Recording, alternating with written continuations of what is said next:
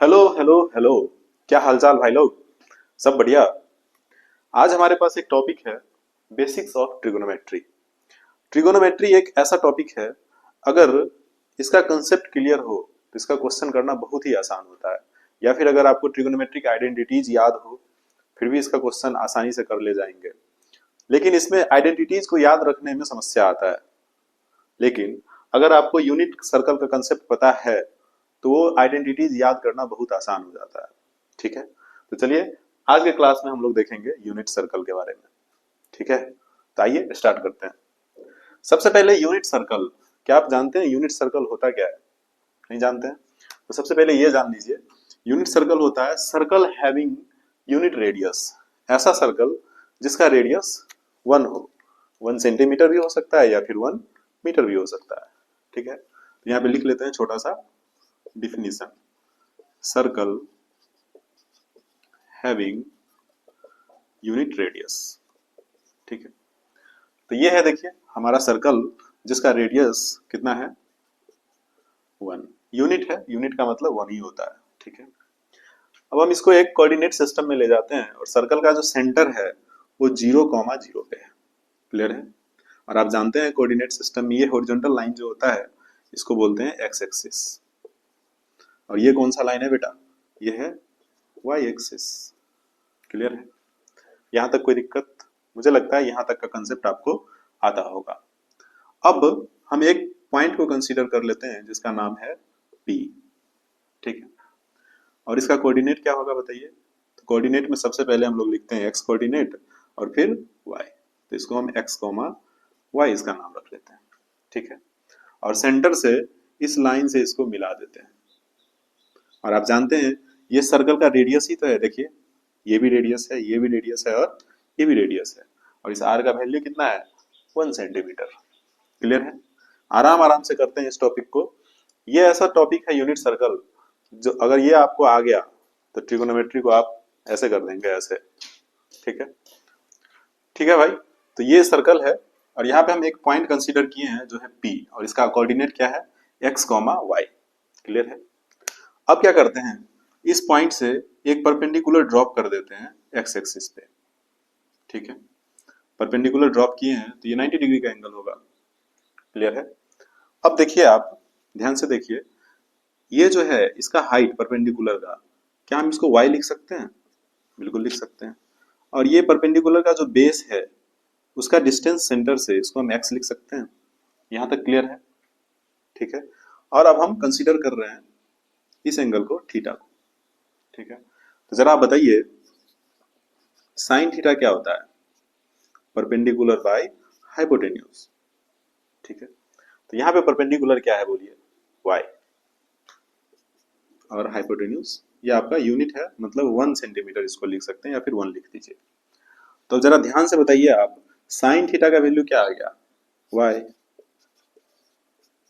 नहीं समझे? ये एक राइट एंगल ट्रायंगल बन रहा है ना, देखिए ध्यान से, पी ओ और इसका नाम लेटस से इसको सी बोल देते हैं।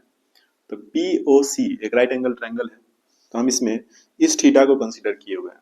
तो इसके रिस्पेक्ट में ये इसका परपेंडिकुलर है और ये इसका हाइपोटेन्यूज है। क्लियर है? तो यहाँ से साइन थीटा का वैल्यू क्या आ गया बेटा? y। सिमिलरली अगर आप cos थीटा लिखना चाहे तो कैसे लिखिएगा? cos थीटा क्या होता है? Base by hypotenuse. यहाँ पे बेस क्या है? x, इसको आप लिख सकते हैं x/1। तो यहाँ से cos थीटा जो आ गया वो आपका x के इक्वल आ गया। अब ध्यान से देखिए, ये जो आप कोऑर्डिनेट लिखे हैं x कॉमा वाई, तो उसमें x क्या है? cos theta. क्या है भाई लोग? cos theta. और y क्या है? sin theta.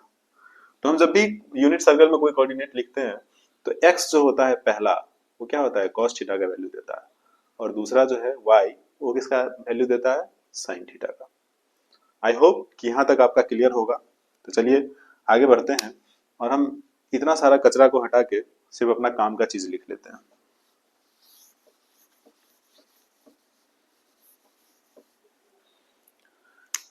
हमारे काम का चीज क्या था? साइन थीटा बराबर y आया था और cos theta equal to x, और इसको बॉक्स में बंद कर लेते हैं। अब आप बताइए इस ट्रायंगल में ये ट्रायंगल जो है, सपोज डेट ये P पॉइंट उठ के ऐसे ऐसे ऐसे ऐसे एक्स एक्सिस के पैरेलल यहाँ पे आ जाए, तो जरा बताइए y का वैल्यू क्या हो जाएगा? 0 होगा कि नहीं होगा? फिर से देख लीजिए, इस P पॉइंट को हम उठा के यहाँ से और यहाँ पे ला देते हैं तो y हो जाएगा 0, और यहाँ से आप देख लीजिए cos थीटा जो होगा वो x के बराबर होगा। नहीं समझे? अरे भाई, इस पॉइंट को यहाँ पे उठा के लाना है, तो ये थीटा का जो वैल्यू है कितना डिग्री हो जाएगा? थीटा इक्वल टू 0 डिग्री होगा, ये तो समझ गए। और जैसे ही 0 होगा तो साइन 0 लिख लीजिए आप। साइन 0 डिग्री कितना होगा? साइन 0, साइन 0 क्या होता है? Perpendicular by hypotenuse. यहाँ पे आप परपेंडिकुलर को कर दिए 0 और हाइपोटेन्यूज हो गया r के बराबर, तो 0 बाय r क्या हो गया? 0। तो यहीं से तो आया था आपका, आपने जो वैल्यू याद किया हुआ था, साइन थीटा का 0 डिग्री पे वैल्यू कितना होता है? 0। साइन 0 0। अच्छा चलिए, कॉस 0 क्या याद किए हैं आप? कॉस 0 1। अभी देखिए हम प्रूव कर देते हैं। यहाँ पे कॉस थीटा ले लीजिए। कॉस थीटा क्या होगा? Base by hypotenuse. जरा बताइए, जब आप इस थीटा को 0 कर देंगे, मतलब बिल्कुल इसको इधर ले आएंगे, तो बेस क्या हो जाएगा आपका? r के बराबर होगा ना, और हाइपोटेन्यूज भी किसके बराबर हो गया? r के बराबर, और r से r कैंसिल हो गया, तो cos थीटा 1, मतलब 0 डिग्री पे साइन और cos का वैल्यू आपने निकाल लिया with the help of unit circle. Clear है? यहाँ तक क्लियर है? चलिए अब हम लोग कंसीडर करते हैं 90 डिग्री का एंगल। अगर थीटा इक्वल टू 90 डिग्री हो जाए, कितना हो जाए भाई? 90 डिग्री, मतलब ये वाला पॉइंट जो है y एक्सिस के पैरेलल हो जाए, यहाँ से उठ के यहाँ आ जाएगा, तभी तो ये वाला थीटा पूरा का पूरा 90 बनेगा, है कि नहीं? अब अगर ऐसा हो जाए तो साइन 90 क्या हो जाएगा बताइए? साइन 90 क्या होता है? Perpendicular by hypotenuse. तो यहाँ से परपेंडिकुलर y के बराबर हो जाएगा और हाइपोटेन्यूज भी y के बराबर आ जाएगा। ठीक है, तो ये y बाय y और y से y कैंसिल, तो आपका साइन 90 का वैल्यू कितना आ गया? 1 डिग्री, 1। ठीक है, अब cos 90 निकाल लीजिए। cos 90 ये भी बेस बाय हाइपोटेन्यूज होता है। अब बताइए, जब ये पॉइंट यहाँ से यहाँ आ जाएगा तो बेस बिल्कुल क्या हो जाएगा इसका?